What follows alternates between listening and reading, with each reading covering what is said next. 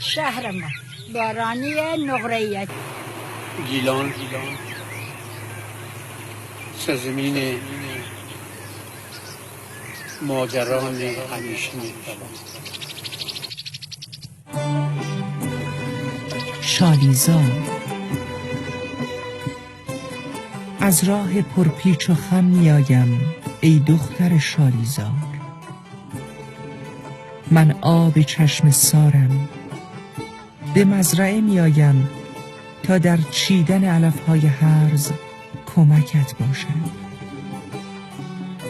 یار و یاور تو هستم، به تو وفادارم، نه هراس در کنارت خواهم ماند. مزرعه آباد خواهد شد و کار شالیزار به پایان میرسد.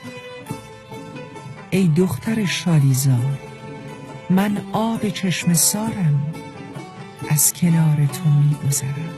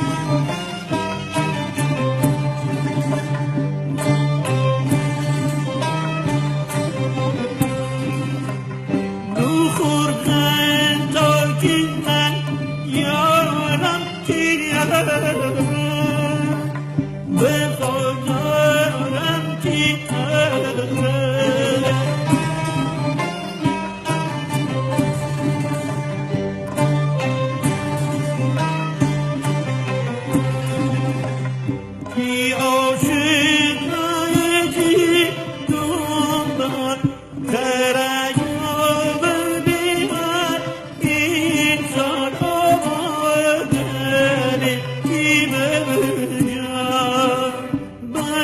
همی مریم تو آمده بجا کرد. آی دختر